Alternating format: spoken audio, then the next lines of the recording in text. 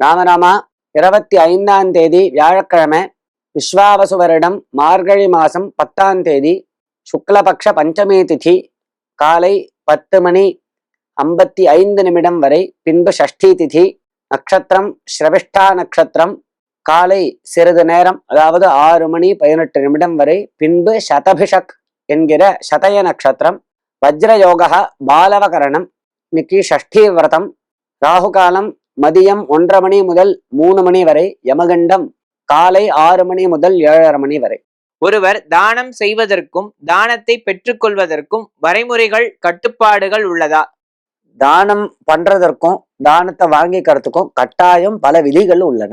எந்த சமயத்துல எந்த தானத்தை பண்ணலாம், யார் பண்ணணும், எப்படி பண்ணணும், எந்த நோக்கோட பண்ணணும், எவருக்கு பண்ணணும், இந்த மாதிரி பல நியமங்கள் உள்ளன. அது ரொம்ப விரிவாக உள்ளது கிரந்தங்கள்ல.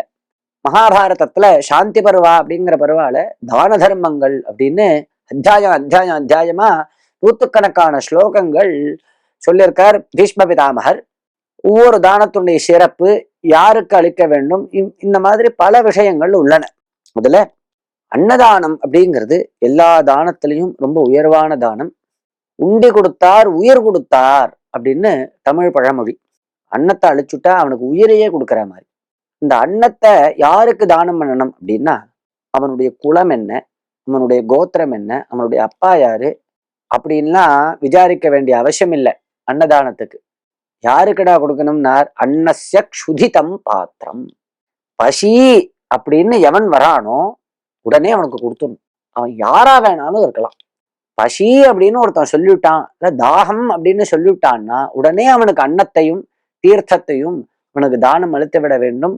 அது பெரிய மகா புண்ணியத்தை கொடுக்கும். அது போக்கடிக்கக்கூடிய பாபத்தை வேற எதுவுமே போக்கடிக்காது. அப்படி பெரிய மகாதானமாக சொல்லப்பட்டிருக்கு இந்த அன்னதானம். அதுக்கு அடுத்தபடி பூதானம், பூமியை தானம் பண்றது.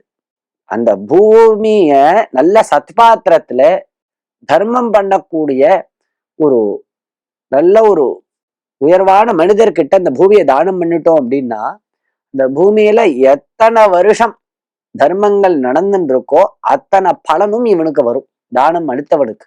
அப்பேற்பட்ட ரொம்ப உயர்வான தானம் பூதானம், கோதானம், ஸ்வர்ணதானம், வஸ்திரதானம், இந்த மாதிரி பல தானங்கள் உள்ளன. நல்ல காலத்துல தேசே காலேச்ச பாத்திரேச்ச அப்படின்னு பகவான் சொல்றார். தாத்தவ்ய மிதியத் தானம் தீயத்தே அனுபகாரினே தேசே காலேச்ச பாத்திரேச்ச தத்தானம் சாத்விகம் ஸ்மிருதம் அப்படின்னு எனக்கு சுவாமி கொடுத்திருக்கார். இத நான் அளிக்கிறேன், சுவாமியினுடைய அனுகிரகத்தினால நான் அளிக்கிறேன் அப்படிங்கிற ஒரு எண்ணத்தோட கொடுக்கணும். அகங்காரத்தோட கொடுக்க கூடாது. நான் கொடுக்கிற நிலையில இருக்கேன், அவன் வாங்கிக்கிற நிலையில இருக்கான் அப்படிங்கிற ஒரு அகங்காரத்தோட தானம் பண்ணக்கூடாது. சுவாமி என்னை இந்த நிலைமையில வச்சிருக்கார், இதோ தானம் பண்ணக்கூடிய ஒரு அவசரத்தை, அதாவது ஒரு சூழ்நிலையை சுவாமி ஏற்படுத்தி கொடுத்திருக்கார் அப்படின்னு நினைச்சுண்டு, ஒரு பாக்கியமாக நினைச்சுண்டு, வாங்கிக்கிறவரை கடவுளாக நினைச்சுண்டு தானம் பண்ணணும் அப்படின்னு சொல்றார். தாத்தவ்யமிதிகத் தானம். அதே மாதிரி யாருக்கு கொடுக்குறோமோ அவர்கிட்டேந்து இன்னொரு உபகாரத்தை எதிர்பார்த்துட்டு கொடுக்க கூடாது. நான் அவனுக்கு தானம் பண்ணேன்னா அவன் எனக்கு என்ன பண்ணுவான் அப்படின்னு நினைச்சுட்டு பண்ணக்கூடாது. அது வியாபாரம், அது தானம் கிடையாது.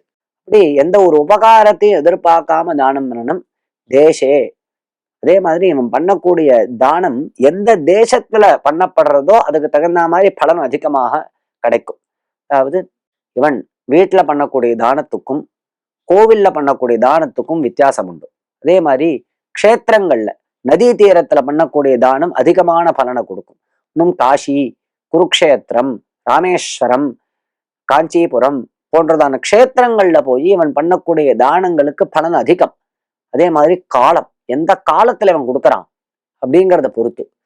துவாதசி மகா புண்ணிய காலம், அமாவாசிய அல்லது மாசப்பிறப்பு, சங்கிரமணம் அல்லது கிரகண புண்ணிய காலம், இந்த மாதிரி புண்ணிய காலங்கள்லாம் நடுப்புற வந்துட்டே இருக்கு பாருங்க. புதாஷ்டமி, இந்த மாதிரி புண்ணிய காலங்கள்ல பண்ணக்கூடிய தானம் அதிகமான பலனை கொடுக்கும். தேசே காலேச்ச, கடைசியா சொன்னார் பாத்திரே. பாத்திரம்னா யாருக்கு நாம் தானம் அளிக்கிறோமோ அவருக்கு பாத்திரம்னு பேரு. அவருடைய ஒரு தகுதிக்கு ஏற்ப இவனுக்கு பலன் அதிகமாக கிடைக்கும் தானம் அளிப்பவனுக்கு.